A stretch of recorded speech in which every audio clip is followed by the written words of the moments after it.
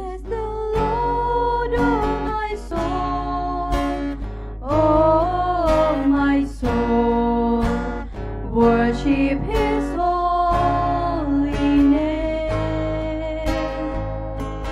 Sing like never before, oh my soul, I worship Your holy name.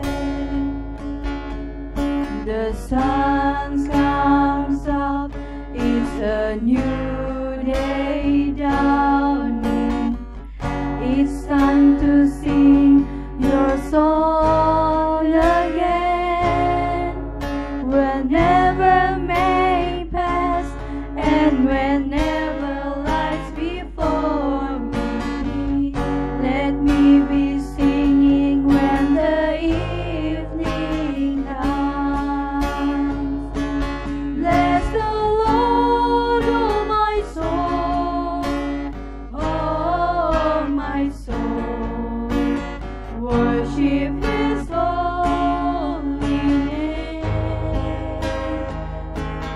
Sing like never before, oh my soul, I worship Your holy name. You're rich in love and You're slow to anger. Your name is great and Your heart is kind. For all Your goodness I will keep on singing. 1,000 reasons for my heart to come. Bless the Lord, oh my soul, oh my soul, worship His holy name. Sing like never before, oh my soul, I worship Your holy name. I worship Your holy name.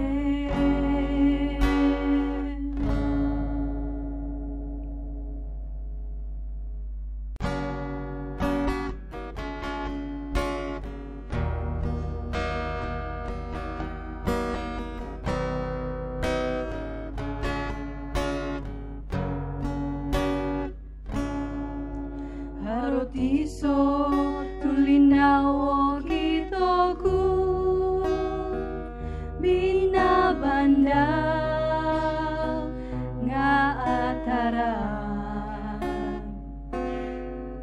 hiloit sodu no kitananku nga osoro kui boros nu suang doa kita tumanod kinorohingan tulid noloralan koposion tulud suang pomogunan Tuhan Yesus amuno alay mo'y paganudati muli hilo syurga.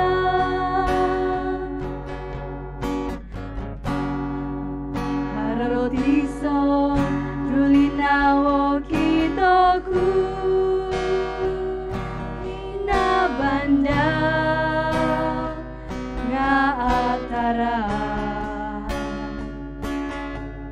hiloit sodu no kitananku nga osoro kui boros tu suang doa kita tumanod kinorohingan tulid nolora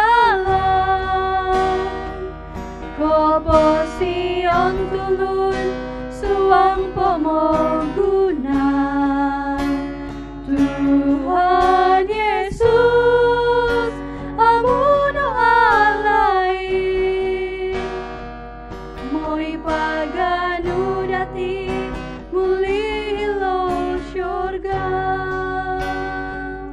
Moi paganu dati muli lo syurga.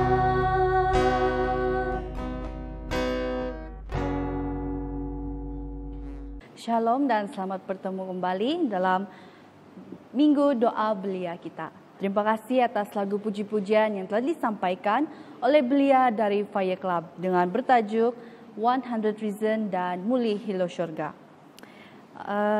Bagi acara kita pada hari ini, kita akan dipimpin doa oleh Charlie Selmius dan pelajaran renungan ataupun khotbah akan disampaikan oleh Evana Ozasani.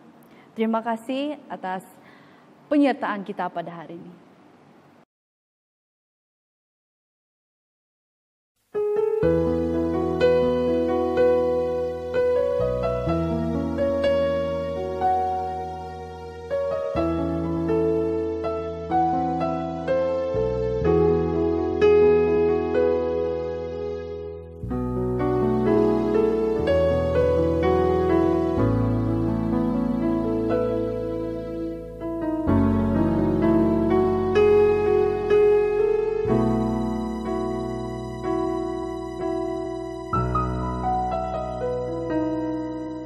Dikala cabaran hidup mendatang, Tuhanlah sumber kekuatan hidup. Penuhi kami dengan Roh Kudus, agar hidup seturut kehendak-Mu. Jalan hidup kami Tuhan yang pegang, rencana-Mu selalu yang terbaik.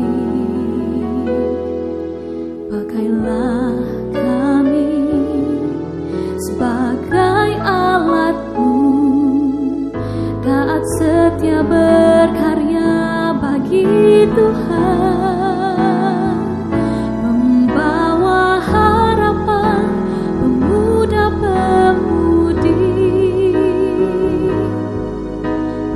Sahut panggilan Tuhan, menjadi saksinya, berdiri teguh, perjuangkan kebenarannya, perlihatkan dunia kasih Tuhan.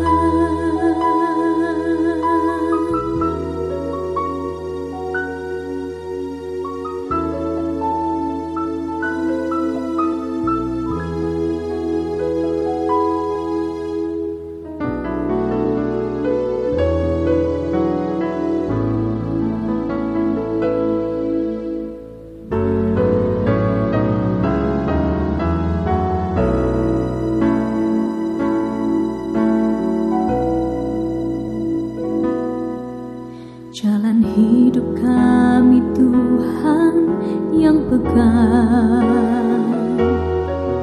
rencana-Mu selalu yang terbaik. Pakailah kami sebagai alat-Mu, taat setia berkarya bagi Tuhan.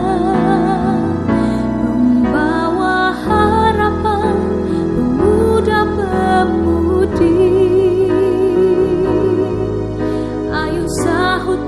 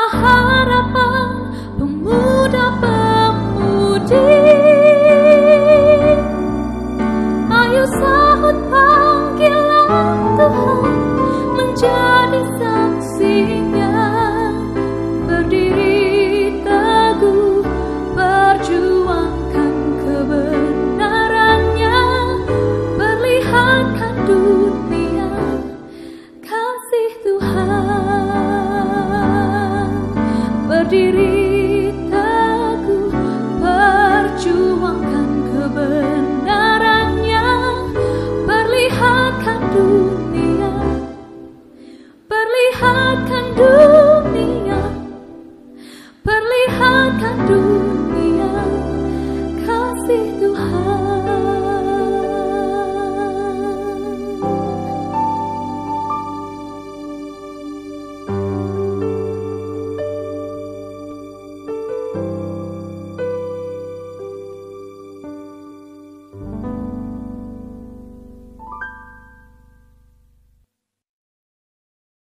Oke, mari kita berdoa. Tuhan, Allah Bapa kami yang bertakhta dalam kerajaan surga, terima kasih karena Engkau telah menjaga dan memberkati kami dalam segala pekerjaan, tindakan, dan kegiatan-kegiatan kami, sehingga pada saat ini kami dapat berkumpul dan memuji nama-Mu ya Bapak. Ya Bapak, pada saat ini kami ingin memohon kepadamu, kiranya Engkau membimbing kami agar minggu doa belia yang akan kami jalankan dapat berjalan dengan baik sesuai dengan kehendak-Mu, agar firman-firman yang akan kami dengar dapat menguatkan kami untuk lebih dekat dengan-Mu ya Bapak. Terima kasih Bapak karena Engkau telah mendengar dan mengabulkan doa ini. Dalam nama Yesus kami sudah berdoa. Amin.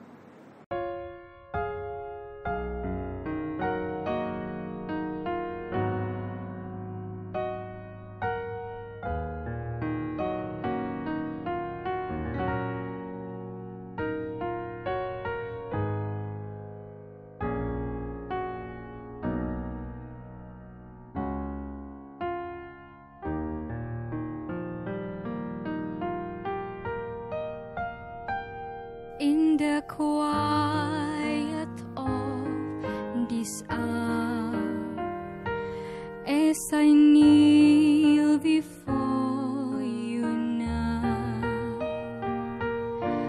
I believe your promise to be faithful. I don't understand what your perfect will demands, but I learn to trust you more in your presence, Lord, in your presence. There is comfort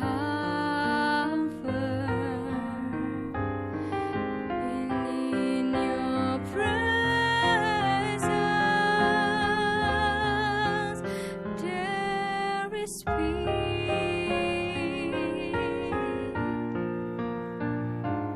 when we seek to know your heart. We will find such place assurance in your holy presence, Lord.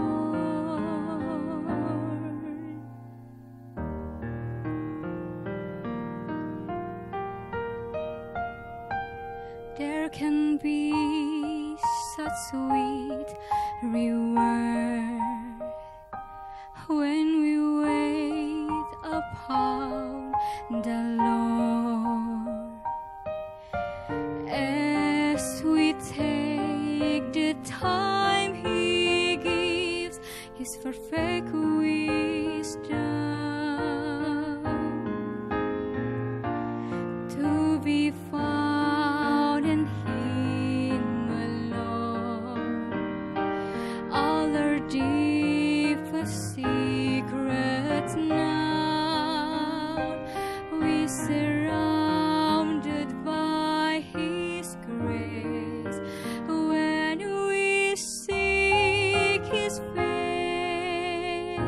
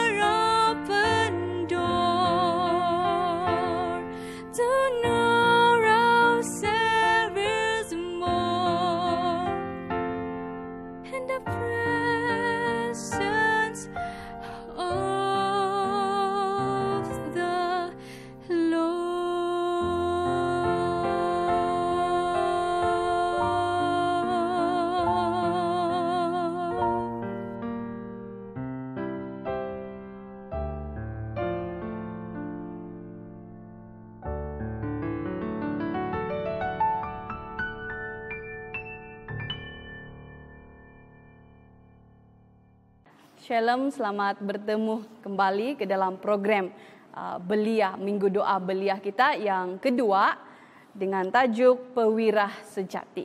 Jadi saya Evana Oza akan membawa kita satu renungan yang begitu indah pada hari ini.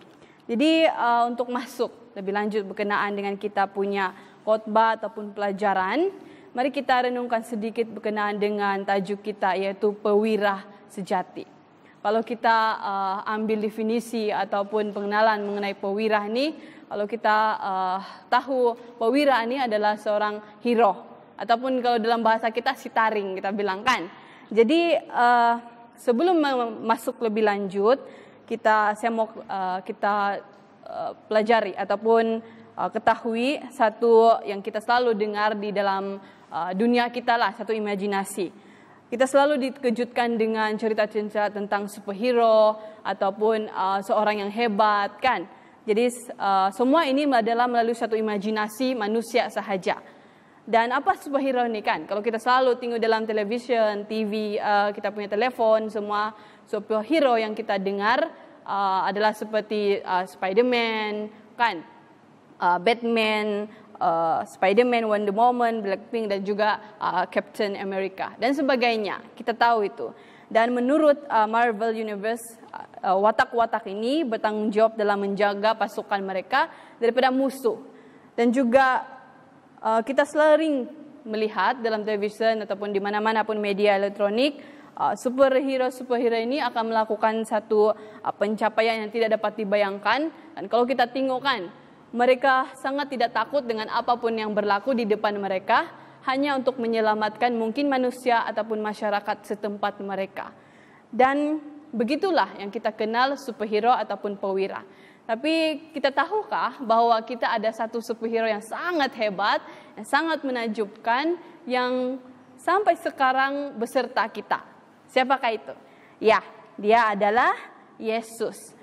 Dan superhero ataupun satu-satunya pewirah ini merupakan seseorang yang mampu membawa kedamaian kepada hati yang gelisah dan menghiburkan jiwa yang mungkin dalam kesedihan ataupun dalam keadaan gundah ataupun memberikan harapan kepada mereka yang tidak ada harapan.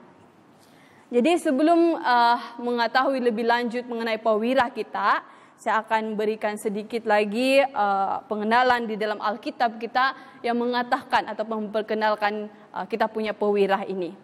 Kalau kita baca Alkitab kan, kalau kita baca dalam Alkitab, kepribadian, watak dan juga kuasa Kristus ataupun wira Alkitab kita selalu diperkatakan daripada mula kita punya kitab Alkitab sehingga habis. Dan tahukah kita dalam Alkitab apa kitab yang ataupun buku Injil yang banyak mengatakan tentang pewirah kita? Wahyu. Di dalam Wahyu ataupun dalam kitab kita yang paling terakhir, buku yang terakhir dalam Alkitab yaitu kitab Wahyu adalah buku yang paling banyak mengatakan tentang Yesus ataupun pewirah kita. Dan sebelum kita masuk lagi lebih lanjut, di dalam Yohanes juga sering mengatakan tentang Yesus.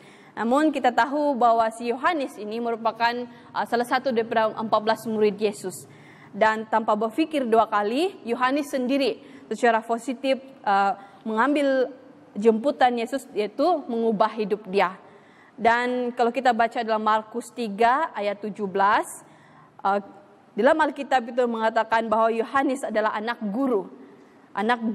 Dan masuk kepada Yohanes 21 ayat 20 hingga 24, akhirnya Yohanes menjadi murid yang dikasihi. Jadi begitulah yang terjadi kepada kita jika Anda ataupun saya menerima dia, Yesus, hari ini sebagai juru selamat Anda, hidup Anda tidak akan sama lagi. Dan begitulah yang terjadi kepada si Yohanes pada masa zaman dahulu, zaman Alkitab. Jadi mungkin kita sendiri pun secara pribadi kalau kita baca Alkitab ataupun dalam pasal-pasal dan terutamanya dalam Wahyu, seringkali dikatakan bahwa Wahyu ini menggunakan satu gambaran, kode rahasia ataupun satu lambang binatang dan sebagainya. Dan kalau kita sebagai tahap pemikiran kita agak sedikit kritis ataupun agak sedikit sempit untuk kita memahami. Dan seringkali itu adalah satu pendapat yang secara global ataupun orang lain pun begitu juga pendapat dorang. Namun sebenarnya wahyu ialah potret yang penuh warna Yesus Kristus, yaitu di mana menekankan kejayaan ataupun Injil-Injil kasih Kristus. Jadi saya bilang sini, semua ini adalah bertujuan supaya Anda dapat melihat apa yang saya ingin katakan kepada kamu ataupun apa yang telah kita dengar awal-awal tadi pelajaran kita. Jadi saya mau bacakan dalam kitab Wahyu yang paling mula-mula kita punya ayat, dalam Wahyu 1 ayat 1 hingga 3. Saya bacakan, inilah wahyu Yesus Kristus yang dikurniakan Allah kepadanya, supaya ditunjukkannya kepada hamba-hambanya apa yang harus segera terjadi. Dan oleh malaikatnya yang diutusnya, ia telah menyatakan kepada hambanya Yohanes oleh Yesus Kristus, yaitu segala sesuatu yang telah dilihatnya, yaitu berbahagialah ia yang membacakan dan mereka yang mendengarkan kata-kata nubuatan ini dan yang menuruti apa yang ada tertulis di dalamnya, sebab waktunya sudah dekat. Dan oleh karena itulah setiap kali kita mendengar khotbah dan sebagainya, pelajaran-pelajaran, seringkali pastor ataupun penyampai-penyampai pelajaran ataupun khotbah sering mengambil petikan-petikan ayat di dalam wahyu, kan? Ini karena kalau dalam bahasa Yunani, wahyu ini memberikan satu maksud mendedahkan atau menemui, begitu kan? Jadi itulah maksud perkataan wahyu. Ia adalah untuk menanggalkan takbir supaya image Yesus Kristus boleh kelihatan dalam segala kemegahan dan kemuliaannya. Dan begitulah kita sendiri sering kita lihat, biarlah diri kita sendiri ini memancarkan Yesus Kristus. Mungkin Alkitab sendiri nggak menggambarkan ataupun memberikan satu watak dan kepribadian Yesus Kristus dalam setiap pelajaran-pelajaran yang kita pelajari. Namun begitu mungkin itu pun tidak cukup, sebab di tempat-tempat lain dorang tidak ada Alkitab dan sebagainya sebagai bahan rujukan mereka. Jadi kita sebagai medium ataupun kita sebagai pelayanan ataupun melayani, kita juga boleh menjadi salah satu daripada image ataupun yang menonjolkan Yesus Kristus itu, bukan tidak? Jadi di dalam buku-buku wahyu kita mendapati bahwa pewirah kita ada 7 di sini dikatakan. Saya mau bacakan kepada kita. Pewirah kita Yesus Kristus adalah terawal dan terakhir dalam Wahyu 1 ayat 17. Yesus juga adalah anak Allah. Anak Allah di dalam Wahyu 2 ayat 18. Dan pewirah kita Yesus kita adalah juga kudus dan benar dalam Wahyu 3 ayat 7. Dan Yesus juga adalah singa dari suku Yehuda dalam Wahyu 5 ayat 5. Dan seterusnya firman Allah dalam Wahyu 19 ayat 13. Pewirah kita juga adalah raja atas segala raja dan Tuhan di atas segala Tuhan dalam Wahyu 19 ayat 16. Dan yang terakhir, yang ketujuh, kita mendapati bahwa pewirah kita, Yesus kita adalah Alpha dan Omega, ataupun yang terawal dan terakhir dalam Wahyu 22 ayat 13. Jadi sering kita pun bertanya lah, apa nih kuasa yang besar? Apa sebenarnya yang dimaksudkan dengan kuasa-kuasa yang besar ditunjukkan wahyu mengenai Yesus di dalam Alkitab kan? Kalau kita baca secara keseluruhan dan sebagainya, banyak, tetapi saya mau kita memperkenalkan salah satunya adalah Tuhan adalah pencipta. Dalam Wahyu 3 ayat 14, kita diberitahu bahwa Yesus adalah saksi ataupun yang setia dan benar permulaan ciptaan Tuhan. Yaitu Yesus adalah permulaan penciptaan. Kita boleh baca dalam dalam Yohanes 1 ayat 1 hingga 3. Saya bacakan. Pada mulanya adalah firman. Jadi firman itu bersama-sama dengan Allah, dan firman itu adalah Allah. Dan ia pada mulanya bersama-sama dengan Allah, dan segala dijadikan oleh Dia, dan tanpa Dia tidak ada suatu pun yang telah jadi dari segala yang dijadikannya, dia bilang. Jadi segala sesuatu yang tercipta tidak akan terjadi ataupun tidak diciptakan kalau tiada pencipta. Jadi Yesus adalah permulaan penciptaan. Dan satu lagi yang kita tanda tanya di dalam Alkitab, seringkali dikatakan tentang domba kan. Seringkali dikatakan mengenai perlambangan ataupun lambang-lambang domba, dia bilang sini kan. Di dalam Wahyu sendiri pun ada 28 kali dikatakan mengenai domba. Jadi sebenarnya domba itu adalah satu image. Ekor anak domba membawa kepada pikiran kita tentang kerapuhan dan kelemahan. So sering kali kita nampak domba ataupun hewan domba ini kan dijadikan sebagai mangsa daripada pemangsa, begitu kan. Tapi sebenarnya seekor domba ini dalam Alkitab membawa sebagai simbol kuasa dan kemenangan. Kalau kita baca dalam Wahyu 5 ayat 6, dia bilang sini, maka aku melihat di tengah-tengah takhta dan keempat makhluk itu di tengah-tengah tua-tua dan berdiri seekor domba, dia bilang, seperti telah disembelih, bertanduk 7 dan bermata 7. Dan itulah ketujuh roh Allah yang diutus ke seluruh dunia, dia bilang, seluruh bumi. Dan tanduk itu sebenarnya membawakan satu lambang. Satu adalah kekuasaan, kekuatan, kehormatan dan kemuliaan. Kita boleh baca dalam Ulangan 33 ayat 17 dan Bilangan 23 ayat 22. Dan begitu juga mata adalah lambang tentang pengetahuan dan juga kebijaksanaan. Kita boleh baca itu dalam Mazmur 34 ayat 15 dan 1 Petrus 3 ayat 12. Dan ketujuh angka itu adalah simbol satu kesempurnaan, di mana image tubuh tanduk mewakili kuasa yang sempurna ataupun maha kuasa. Jadi kenapa kita mempelajari ataupun semua itu dikatakan dalam pelajaran kita sebentar tadi? Ia adalah satu lambang, kita memberikan satu gambaran ataupun kita ingin mengetahui bahwa bagaimana Yesus ini sebenarnya seorang dikatakan sebagai adiwira ataupun superhero ataupun sitaring kita dibilangkan. Di mana di dalam kitab Wahyu sendiri mengatakan bahwa adiwira kita berkuasa untuk menyelamatkan. Saya mau baca di dalam Wahyu 5 ayat 9 hingga 10. Dia bilang sini, dan mereka menyanyikan suatu nyanyian baru katanya. Dia bilang sini, engkau layak menerima gulungan kitab itu dan membuka meterai-menterainya. Karena engkau telah disembelih dengan darahmu, karena telah membeli mereka dari Allah dan tiap-tiap suku dan bangsa dan kaum dan bangsa, dia bilang. Dan engkau telah membuat mereka menjadi suatu kerajaan dan menjadi imam-imam bagi Allah kita, dan mereka akan menerima sebagai raja di bumi, dia bilang.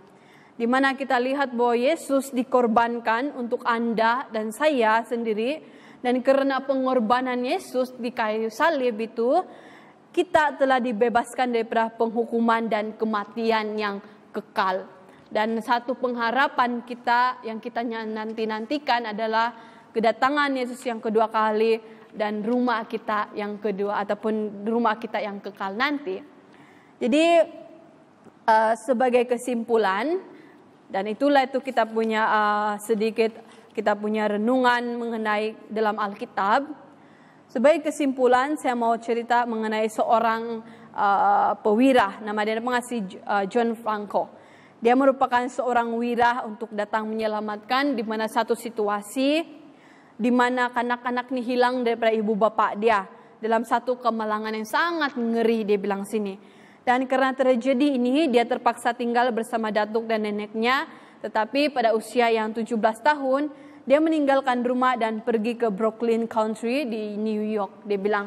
Dan kehidupan dia tidak seindah yang boleh kita bayangkan. Ini karena di usia dia baru 20 tahun, dia terikut-ikut sama satu gangster, dia bilang. Dan dia pun dijatuhkan hukuman selama 2 tahun ini kira satu rompakan bersenjata, dia bilang. Dan semasa di dalam penjara itu dia menghadapi depression ataupun kemurungan, dia bilang sini. Dan akhirnya dia dikeluarkan pada umur dia 22 tahun. Dia jatuh lagi dalam satu yang pencobaan, yaitu dia menggunakan dada, alkohol, dan lain-lain yang secara berterusan dan makin menambahkan depresi dia ataupun dia punya kemurungan, dan menyebabkan dia pun masuk dalam satu pusat perawatan untuk merawat dia punya masalah itu. Dan dia sentiasa dilihat berbaling situ jalan raya, dia bilang, oleh karena dia tidak tempat mau pulang dan dilihat sebagai seorang penagih.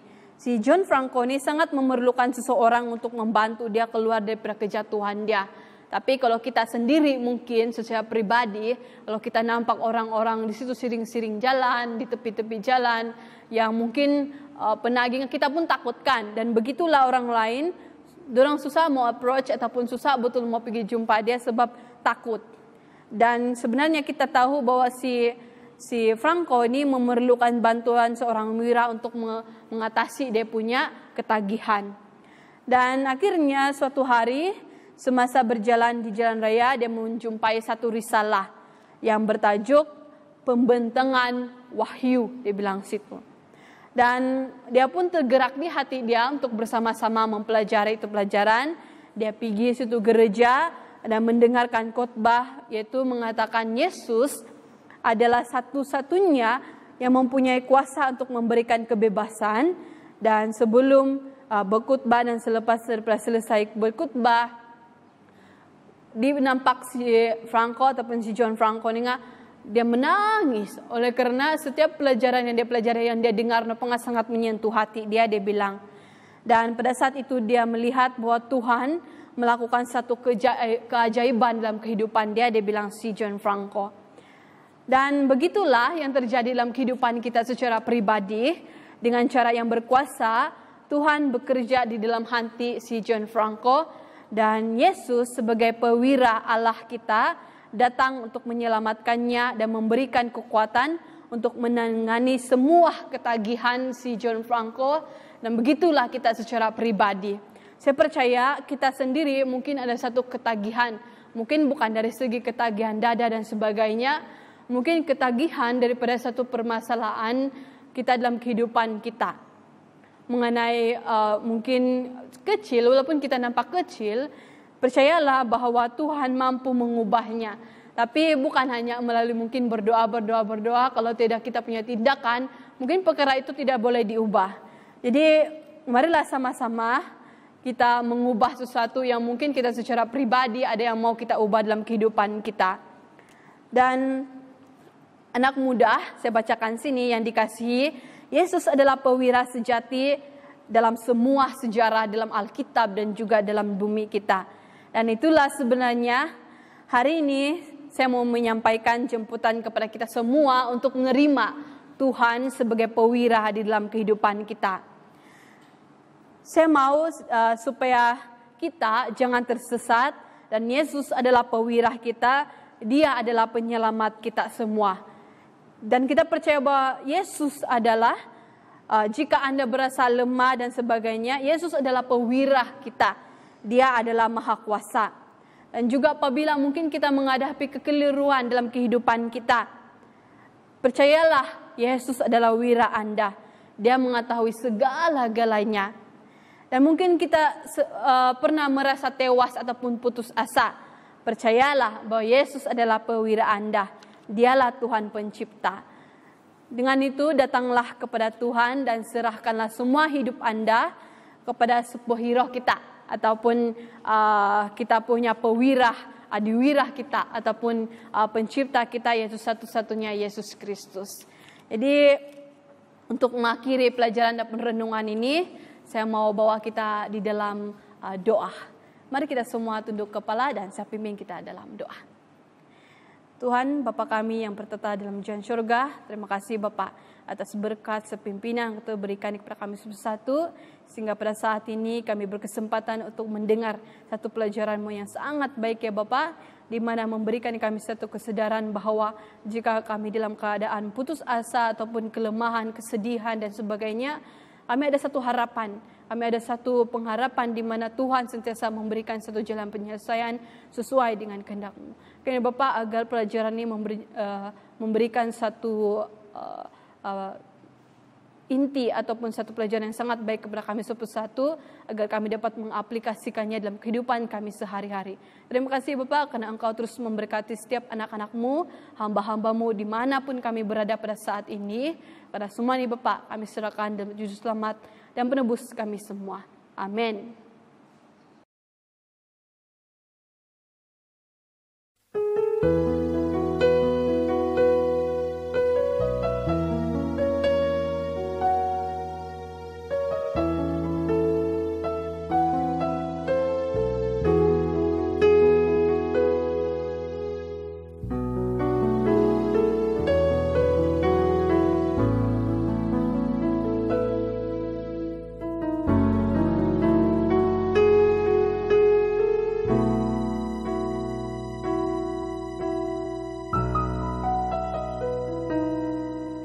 Dikala cabaran hidup mendatang,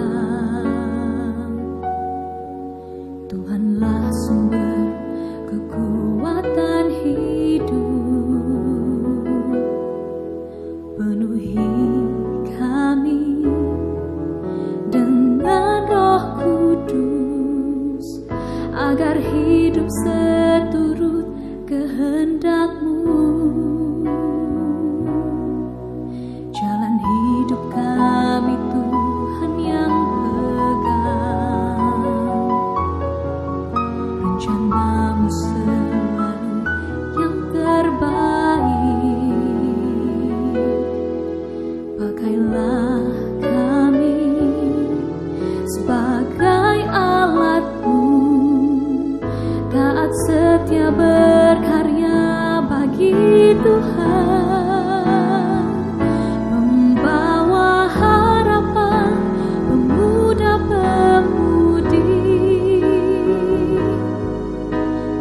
Sahut panggilan Tuhan, menjadi saksinya, berdiri teguh, perjuangkan kebenarannya, perlihatkan dunia kasih Tuhan.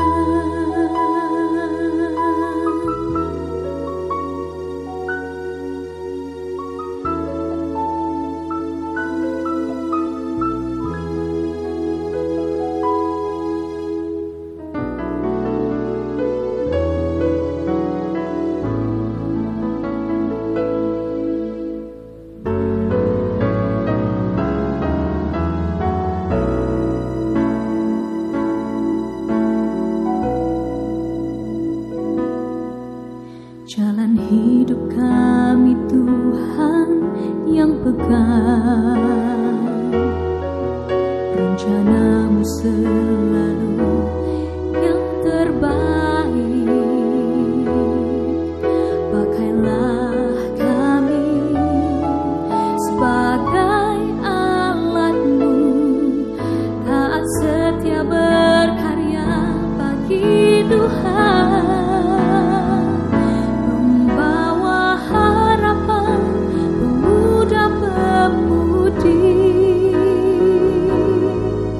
Ayo sahut panggilan Tuhan, menjadi saksinya, berdiri teguh, perjuangkan kebenarannya, perlihatkan dunia kasih Tuhan.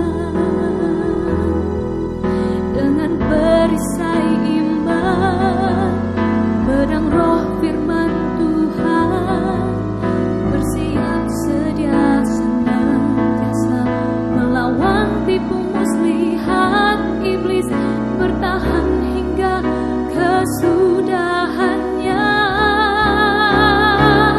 Pembawa harapan, pemuda-pemudi, ayo sahut panggilan